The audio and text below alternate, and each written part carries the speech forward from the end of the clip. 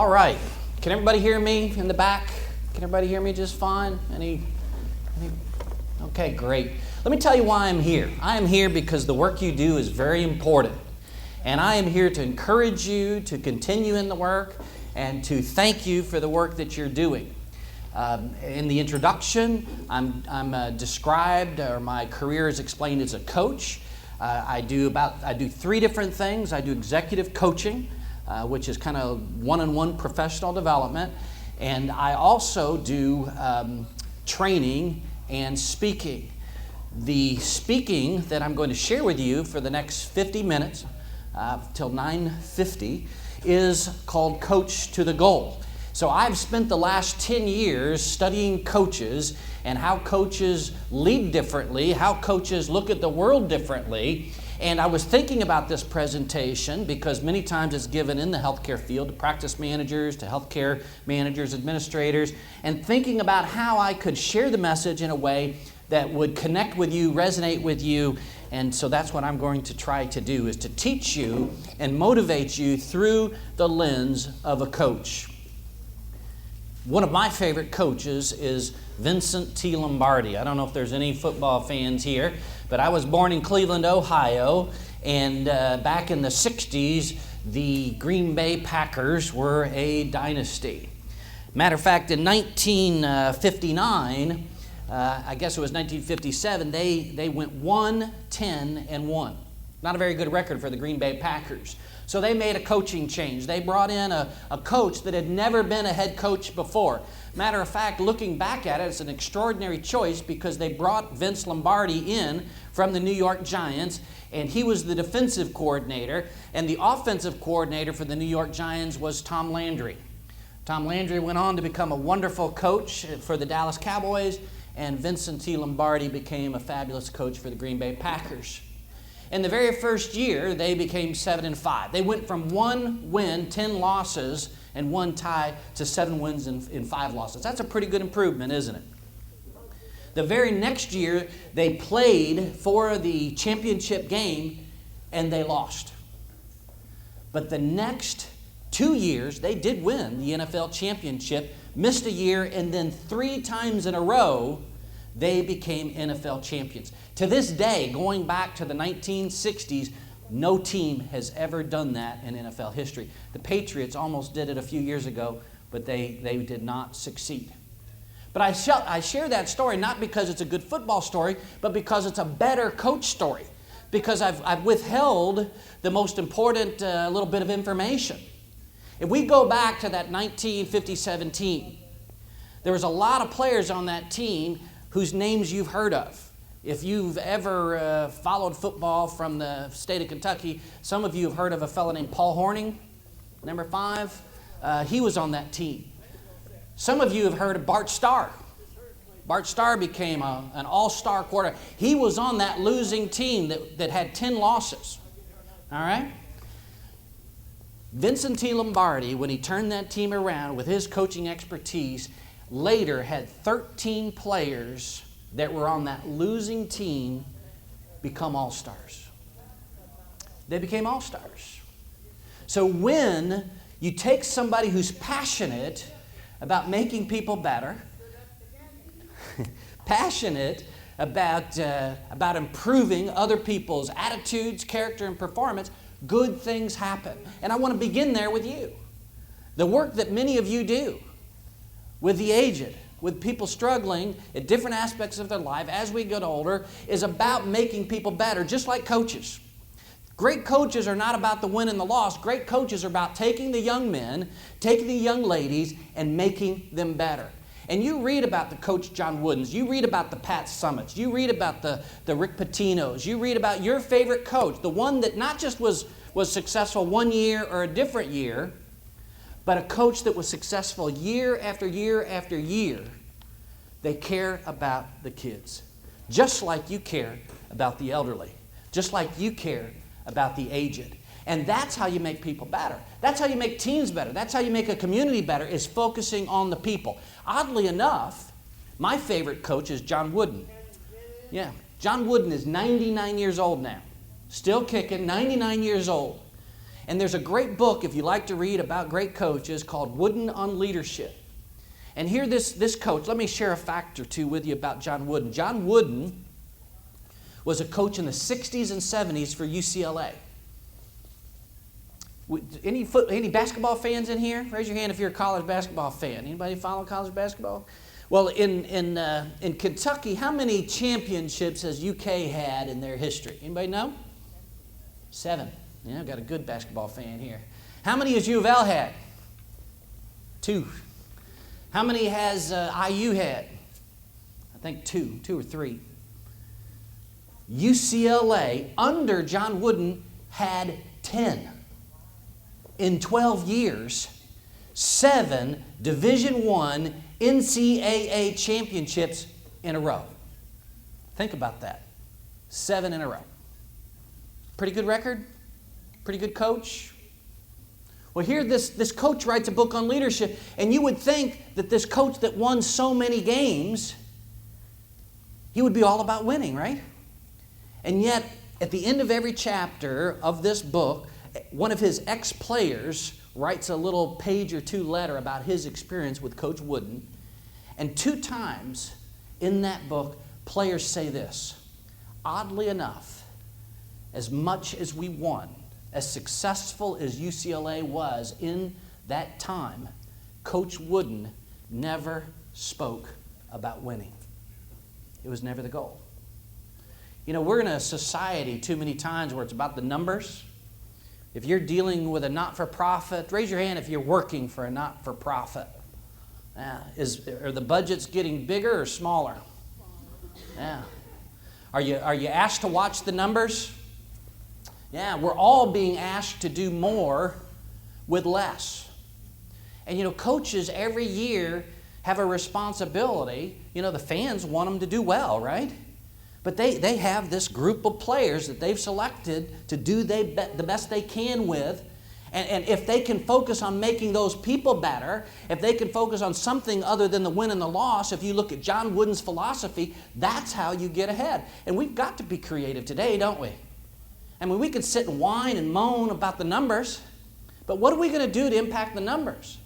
You know, do we want to spend all of our time, you know, focusing on the numbers and the lack of numbers and fundraising, which is important, or do we want to focus on doing the best we can with what we've got to do it with? That's what coaches do, isn't it?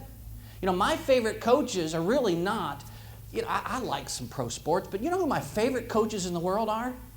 Little League coaches. Little League coaches are the best coaches in the world. You know why? Because they're there for the right reasons. You know, they're not there for the paychecks, are they? They're not there for the accolades. They're there for the kids. Just like you're there for the elderly. If that's your priority, you know, pouring yourself into people, just like a Little League coach pours himself into the young kids, if you're there to pour yourself into the age, to make a difference in the lives of the people that are struggling with all the issues relating to being older, you know, you're a winner.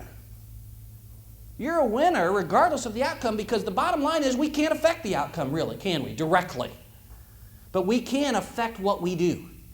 And we can affect what our values are and what our priorities are. You know, usually I'm dealing with business leaders with talks like this, and we talk about, you know, business leaders setting expectations and so forth. But you know, one of the things that makes coaches unique is that they know who they are and they know what's important. If you take a Rick Pitino, if you take a John Calipari, is he a different coach and leading his team differently in Kentucky than he did in Memphis? Same guy, same program, right? Because that's what he believes is important. See, he gets it. He understands what he thinks. Is he like every coach out there? No, he's different. You're different. You know, but you've got to stick with what you believe. You've got to stick with your values. You've got to stick with what's important to you, and that's how you win. And when I say win, that's how you're successful in making a difference in the lives of people. See, coaches, when you read the books, and I've got a library, I've been doing this nearly 10 years. I've got a library full of 50 books written by coaches about leadership. And all of them, to a person, will say this, whether it's Pat Summitt, whether it's John Wooden, whether it's Rick Pitino, when they think about what they love the most about coaching, it's the kids. It's the young men. It's the young ladies. It's making a difference in their lives, building a relationship, trying to be a person of influence in their lives. Isn't that what your lives are about? Isn't that why you're here? Isn't that why you've chosen the profession, the calling, if you would, that you have, is making a difference in the lives of the elderly? Coaches understand that distinction as well. Let me tell you something else that I think coaches do well. We've got some folks in here that are in the medical field, on the clinical side, the mental health side. They're there to make a difference as teachers. I don't know if we think about teachers as coaches a lot. But that's what I love about the Little League coaches. I've got 2 sons. They're older now. They're 26 and 20. But I'm telling you, the greatest joy in my life was watching them play baseball. One of the saddest days in my life is when my youngest one said, I don't want to play baseball anymore. Because then I didn't have anything to do on weekends. But let me tell you some stuff we did. Took us 10 years, we have been to every ballpark in the country. Some of them a few times. We love baseball that much. But I'm telling you, the passion that I have is really, I'm one of those guys that I'll stop at a ballpark and watch the kids play. It doesn't matter who's playing. I'll stop at a minor league park for a couple hours just to watch part of a game because it's a great game. When you see the Little League coaches, here's what they'll do. And I think some of you, raise your hand if you've had kids, little boys or girls that have played Little League. Raise your hand. Raise your hands if you've had nieces or nephews, if you've watched them play Little League. I mean, it's a real universal kind of an experience, isn't it? That we all kind of get what that's about. We've seen the kids building the sandcastles in center field, right? We've seen them, throw their glove up just as the ball rolls past, right? I mean, we know what that experience is like. And a great coach understands that it's not about getting it right. It's about teaching kids the love of the game. If you've seen a great coach in the Little League, they'll teach the kids where to put their feet in the batter's box. You ever seen a coach reach down and grab the feet of the little boy or the little girl and say, here's where you're supposed to put your feet? Have you ever seen them say, okay, here's how you hold the bat? Because many times they'll want to hold the bat cross-handed, right? They'll say, no, you got to hold the bat this way to get a better swing. And then they'll teach them to hold their elbow up so the swing could be more level. And what's the little kid do? He's thinking, okay, the coach is teaching me where to put my feet. The coach is teaching me how to hold the bat. The coach is teaching me how to hold my elbow. And then, of course, the last thing is, now keep your eye on the ball, right? Keep your eye on the ball. Because you're not going to hit anything unless you keep your eye on the ball. So the little kid, what's he do? Gets up there, and he's thinking everything about the coach, what the coach has said, and they close their eyes, and they swing with all, and they miss the ball by 3 feet, right? I mean, they're not even close. But what does the coach say? Way to go. Way to swing the bat, right?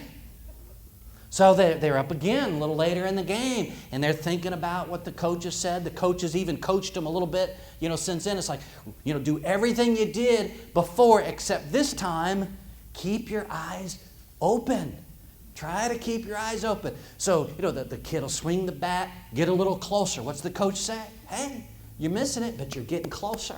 One day, one special day, it happens. The little kid gets in the batter's box. He swings the bat, and he nicks it. It's a foul tip. I mean, it's like the best day of their life. And what does the coach say? Way to go. You're getting closer. Of course, the world changes, right? When they get up to bat, they swing, after thinking, okay, coach says, feet, hands, elbow, watch the ball, bam, they hit the ball where nobody can field it, and they run as fast as they can to third base. Right? Right? And the stands are going, oh, no. But what's the coach saying? Way to get a hit. Way to get a hit. Now we're going to talk about where to run next time, right? We're going to get you running to first base next time so you get to stay on base. In life, you got choices, don't you? You all are seeing difficult things all the time. We got choices what we can focus on. We can focus on the negative, right? We could focus on what we're not getting done. You know, we could focus just like that coach could jumped all over that kid. And there's bad coaches that would have done that, right? You're missing the ball. You know, how come you can't hit the ball? Why are you running to third base? But great coaches always encourage the positive. It's a great lesson for us, isn't it? You know, people are trying, people are learning, people need you to be positive. They need you to have that energy and that commitment to what you're doing, knowing that if you'll just hang in there, if you'll just be patient, that progress will come. And you know, that's the greatest lesson of all. I call this the power of first belief. You've seen those rehab people, right? Those masochists in rehab, right? You know, with the stroke victims, with the people in accidents. And you know, they look at the person and say, you're going to hate me, but when I'm done with you, you're going to be better, right?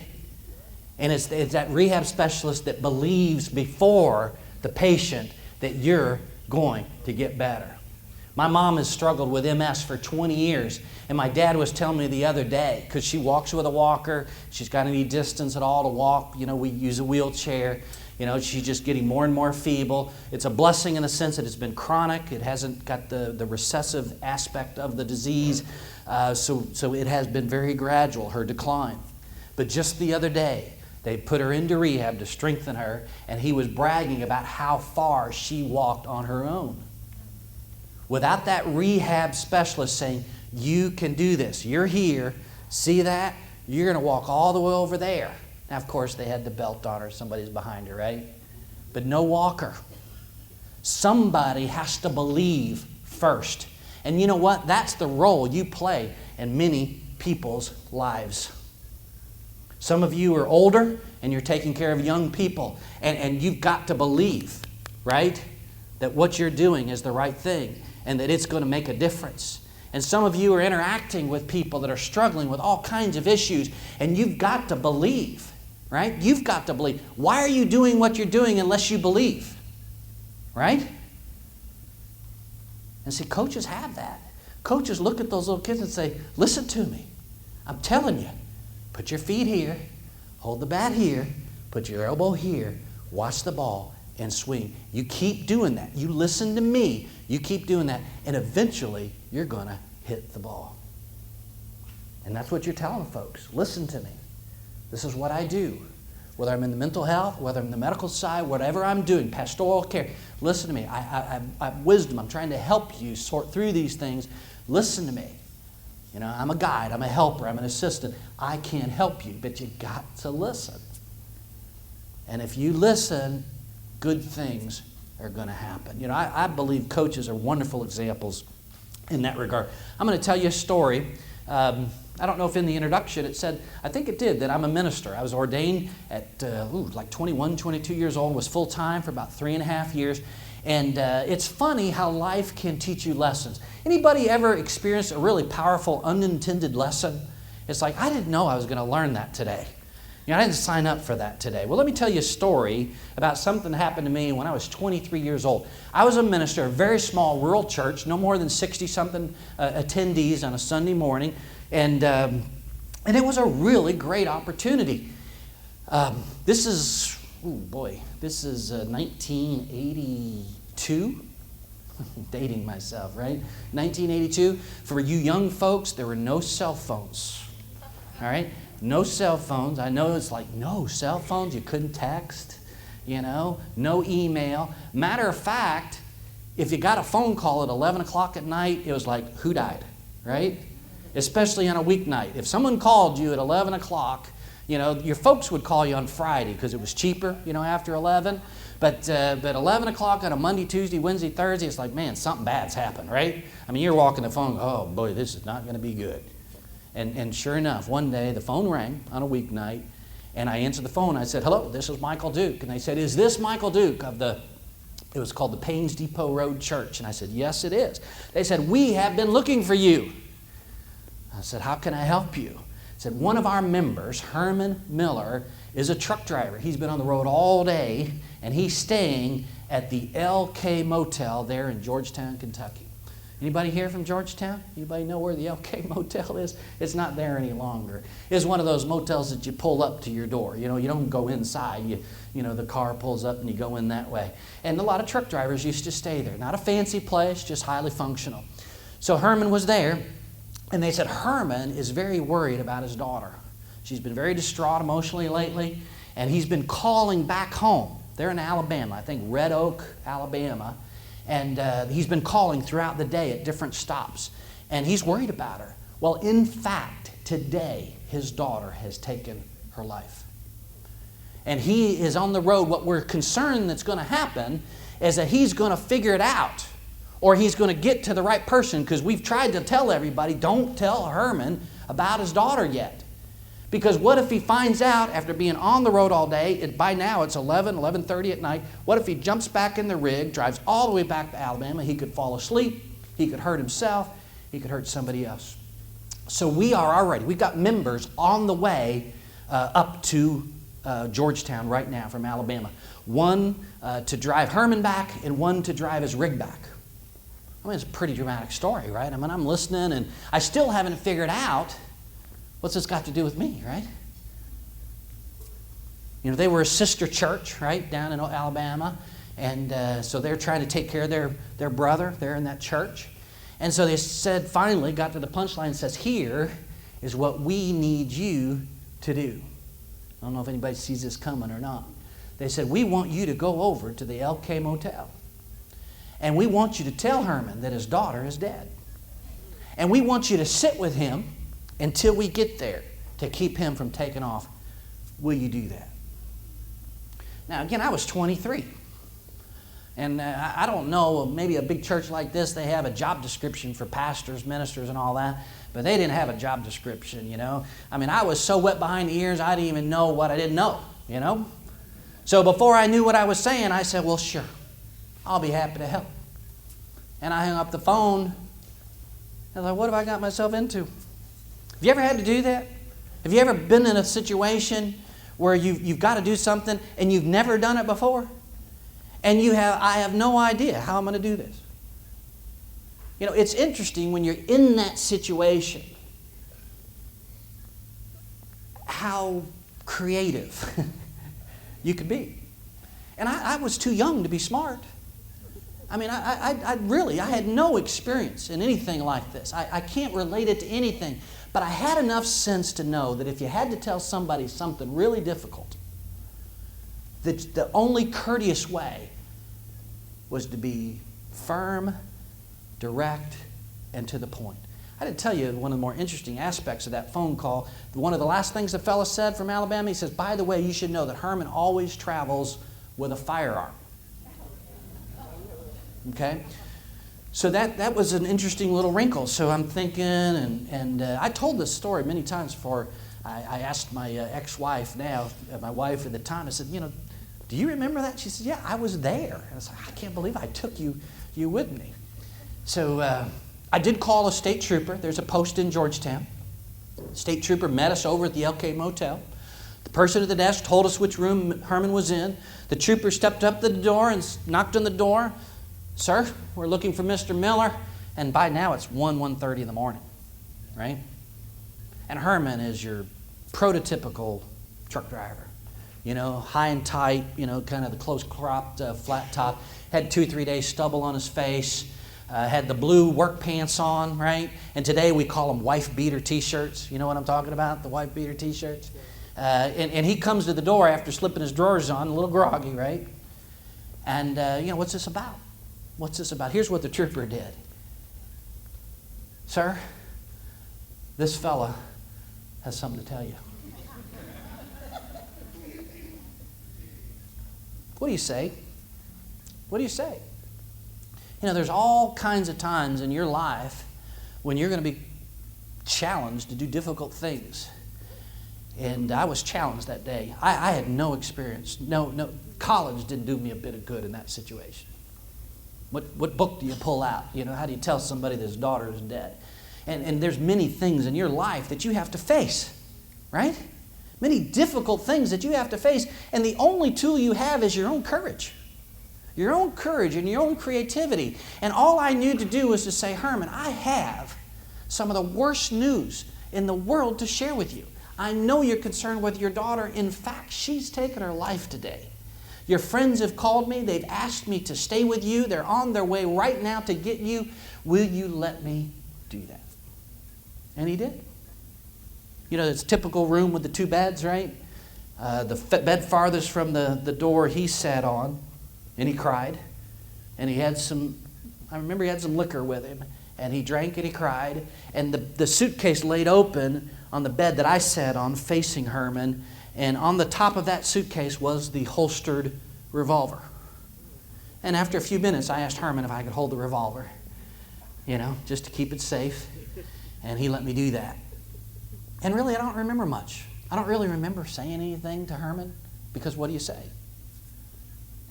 Sometimes there's just not any words, is there? His friends came, and just as quickly as they came, they loaded him up and they went home. I share that story with you because that's just how life is sometimes.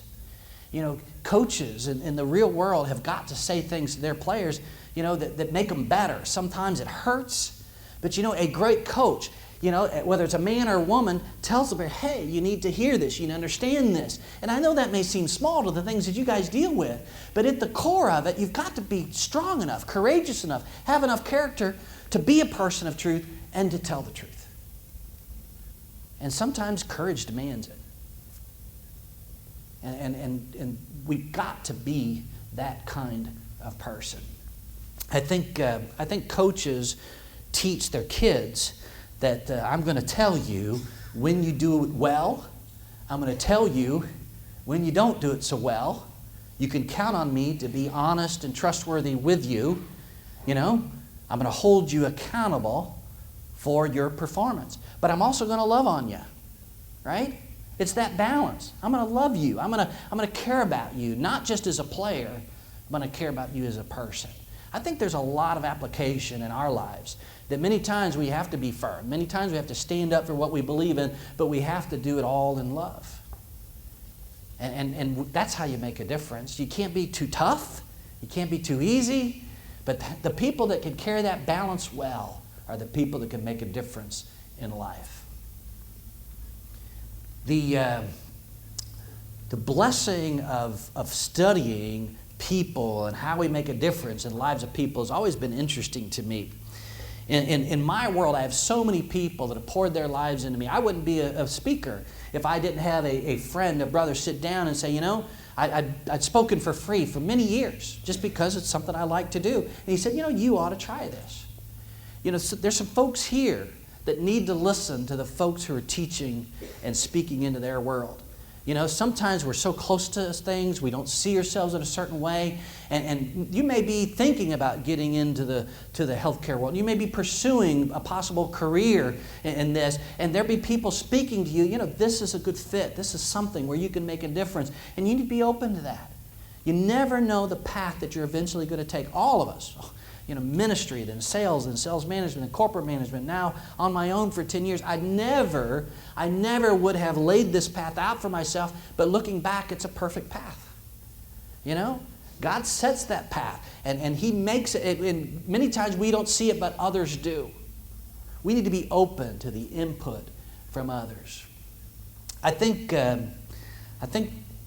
two powerful lessons that I want to leave with you as we talk about coaching. We've talked about the need to be teachers, the need to gently hold people, just like that Little League coach, right? Just encourage people along the way. The most powerful part of being a human being, I think, is to pour affirmation and praise into the lives of others. Years ago, you know, it's funny how life works. I was sitting at my computer, and my wife and I had talked about going to Chicago for our anniversary. It's for my birthday. So why don't we go up to Chicago? I'm from Louisville. It's a quick Southwest flight, right? $59, something like that, up and back. And so we had talked about going to Chicago, and then I got an email, I don't know, a week or two ahead of time before my birthday, and it was about a conference. It was about a certification process for what's called Lead Like Jesus. I don't know if you ever heard of Lead Like Jesus. Ken Blanchard is an author and a professional trainer, and he became a Christian about 10, 12 years ago, and he started a group that's all about Jesus as a leadership model. All right? It's kind of non-denominational, but it's about Jesus. And so there was something that just struck me in that. So I told her, I said, why don't we go to Phoenix? Not a bad place to go to a conference, right?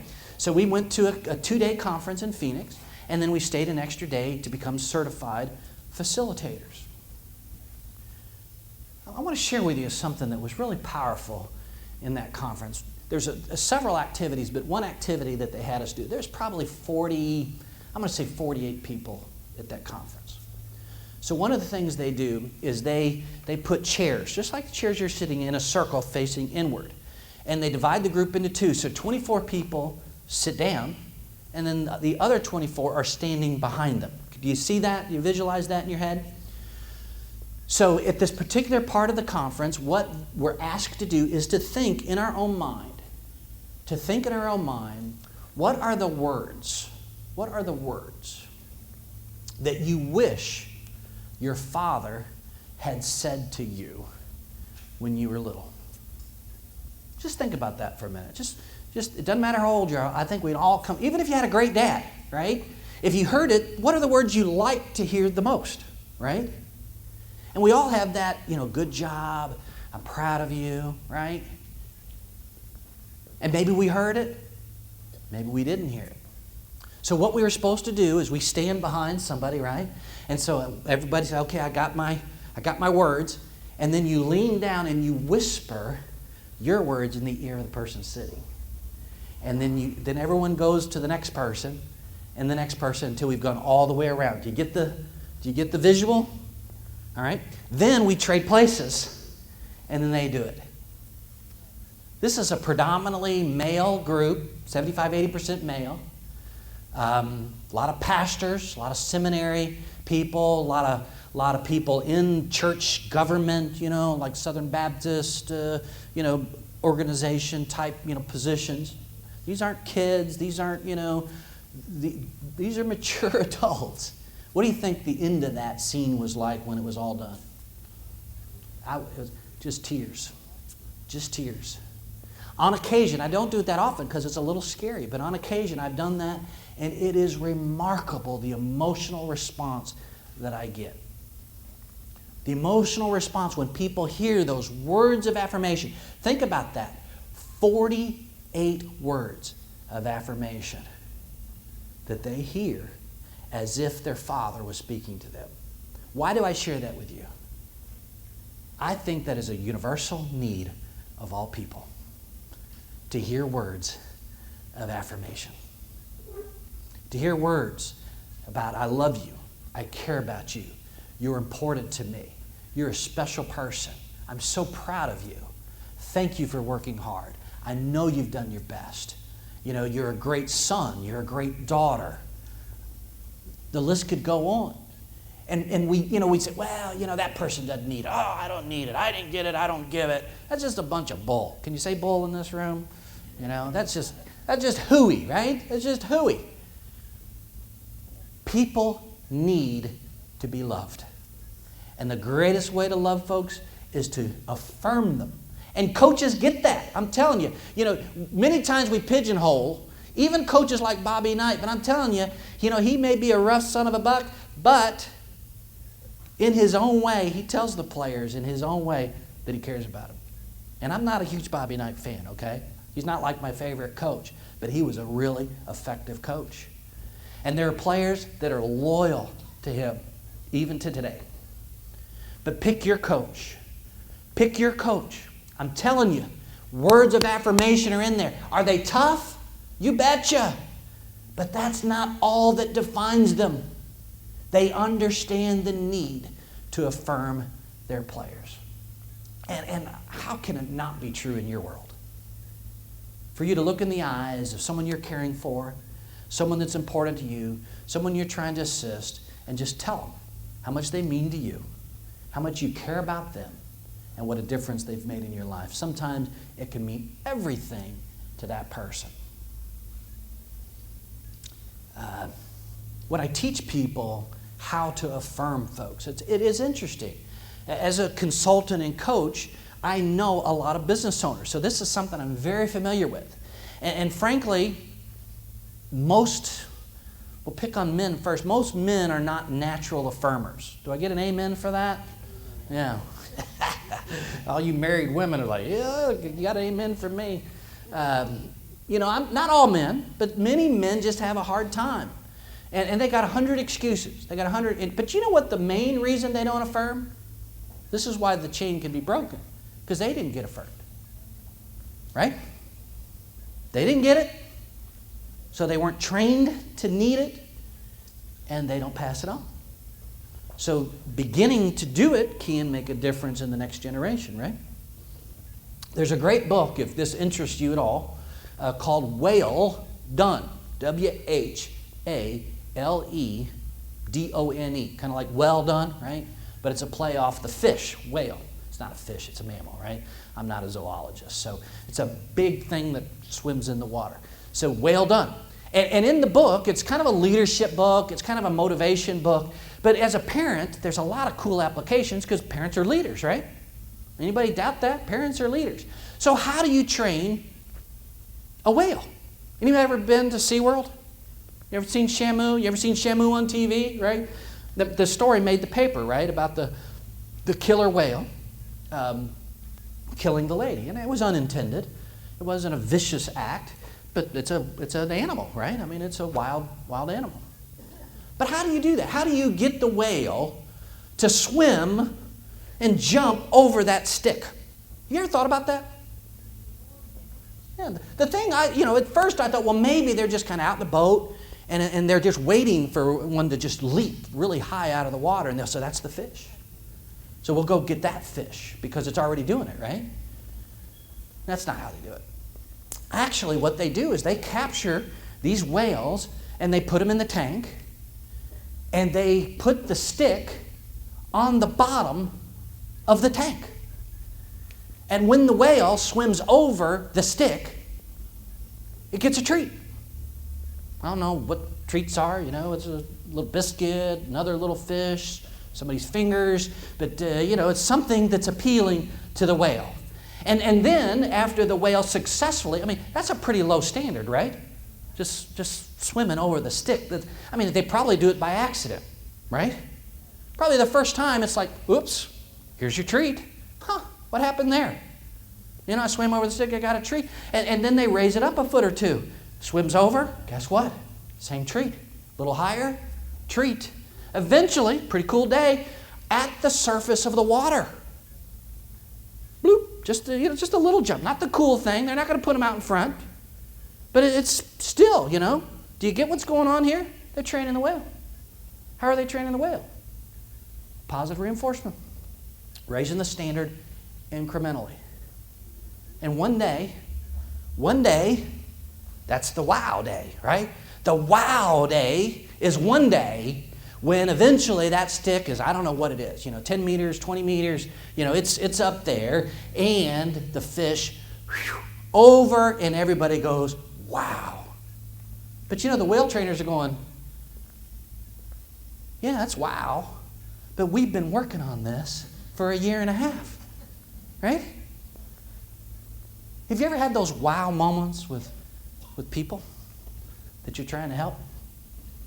Have you ever had the wow, trying to encourage somebody through a difficulty, through a medical issue, with family issue, and you say, this is going to take forever. We'll never get, but praise, affirmation, positive reinforcement. You keep doing it, you keep raising the bar, you keep pushing, you keep encouraging with love, and then one day you get to enjoy wow. I'm here to tell you, there's no wows without a lot of hard work.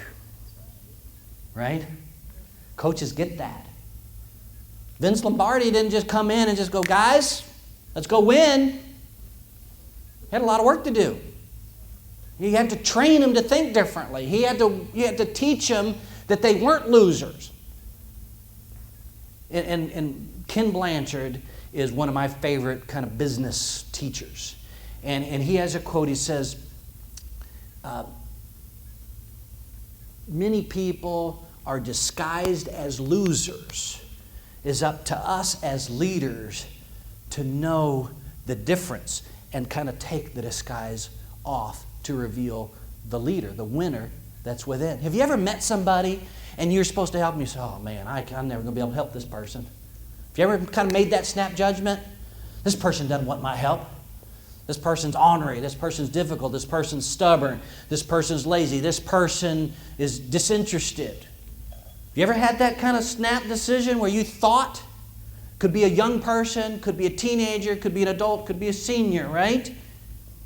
Only to find out, because you did your job, because you poured yourself into them, things began to change and your judgment was wrong. Well, Vince Lombardi, when he took over that team, he could have easily said, this is a bunch of losers.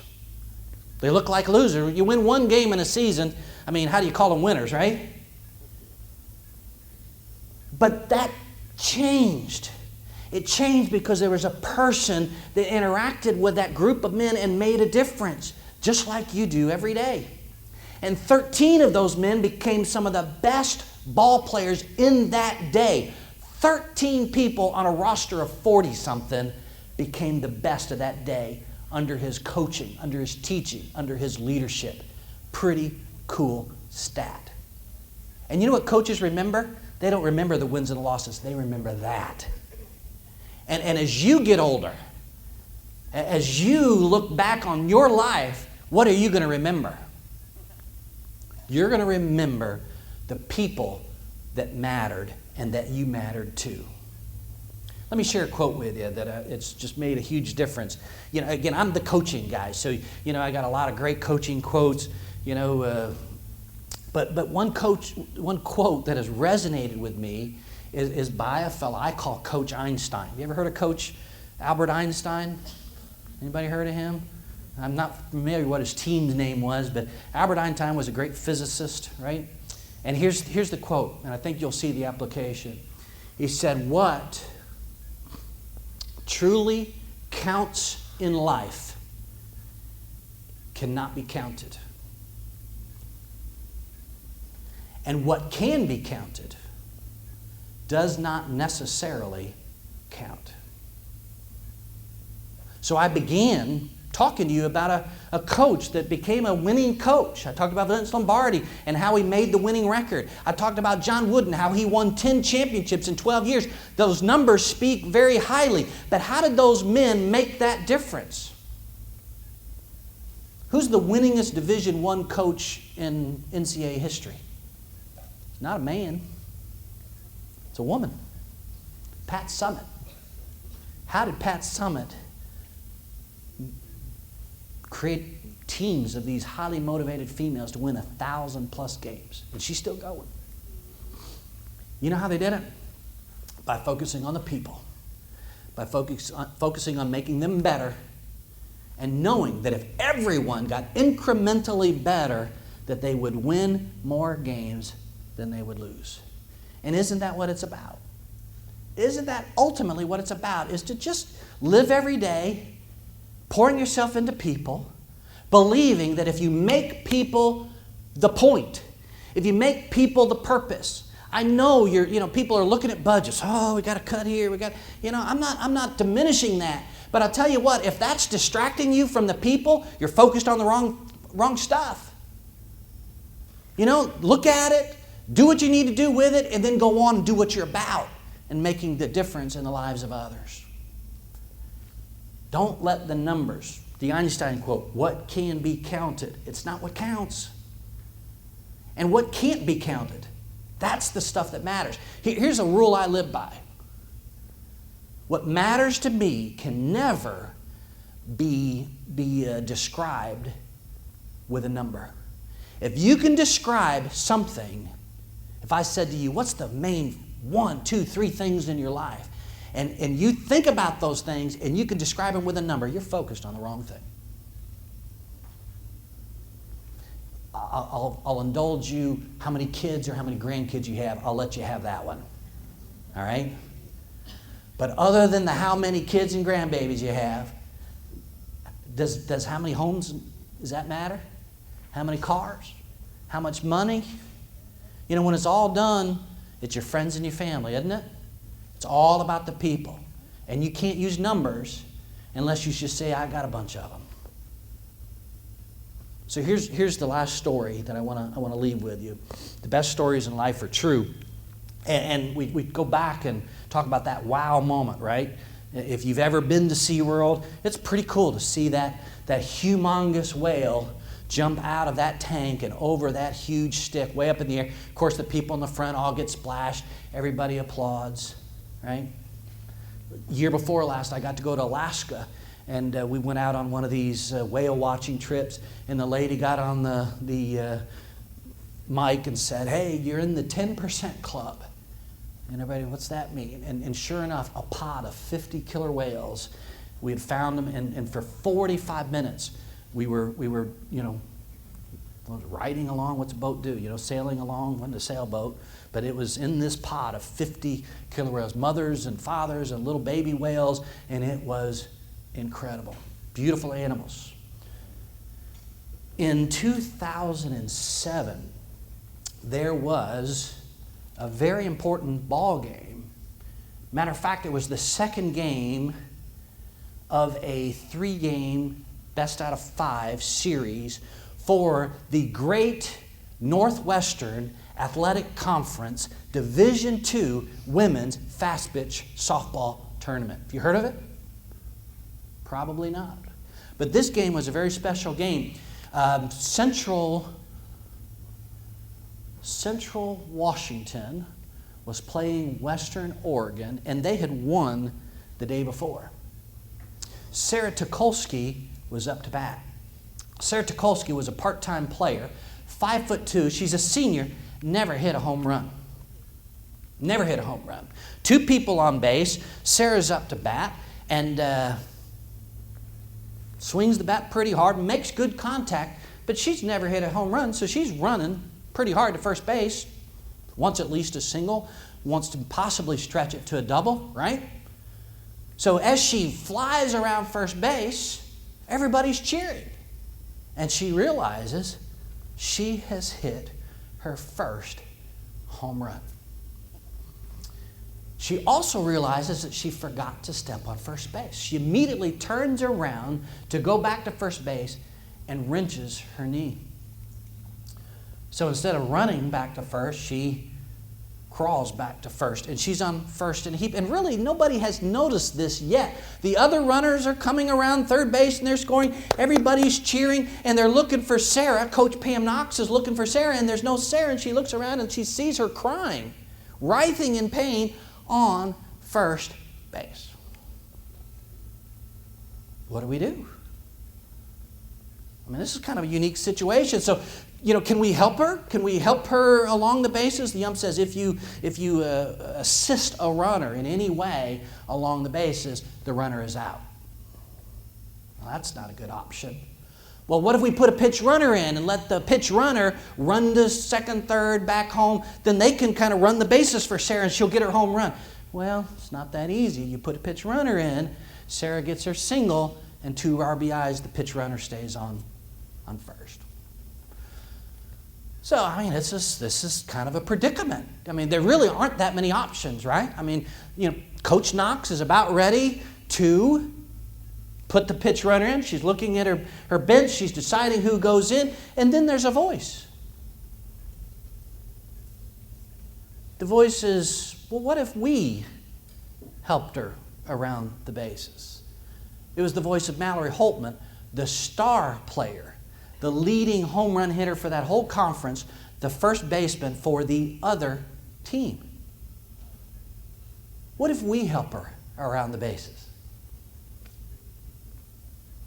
And the ump said there's no rule against that.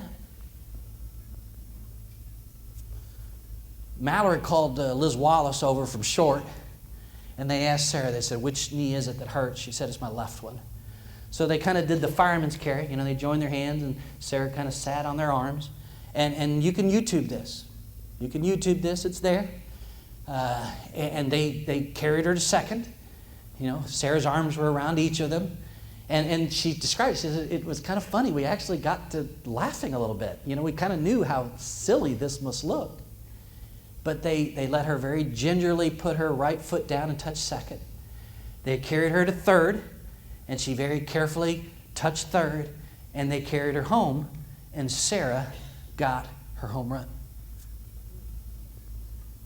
That decision on the part of Mallory Holtman and what they did was the ESPN Sportsmanship Play of the Year, and it was recognized at a national banquet. And here's what Mallory Holtman had to say after. He says, "I do not understand what the fuss is about. Sarah hit it over the fence." She had a home run. I'm sure she would have done the same for me. She never changed her position in any way. And yet, it was a really awesome thing to do. See, Coach to the Goal is what I call this message because too many people focus on what can be counted.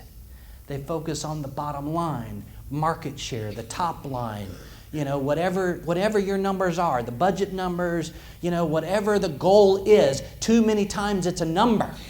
But great coaches, if you study them closely, prove time and time again that the only way you win is when you coach to the real goal, which is the people. So just like the wow from the whale flying over the stick, we see the wow in the life of these young ladies in a simple, benign, unordinary softball game. But it really wasn't, was it? Matter of fact, it's one of the most extraordinary sporting events in the last 20 years. It showed what the human spirit is capable of when it's focused on character, when it's focused on doing the right thing by other people. And isn't that the goal for all of us here? To simply try to make a difference and try to step up and do the right thing by other people, no matter how easy, no matter how hard. Now, the end of the story is Mallory's team lost that game and the next game, and that was it. So we would say, what a loser, right? Mallory's team lost. They did lose by the score, but they weren't losers at all, were they? So when you go home after a really hard day, when you wonder if you've chosen the right profession, when you question if it's really worth it, you take a little time and think about the difference you have made in life after life after life. And then you get up tomorrow morning and you do it again. Thank you all very much. Have a great day.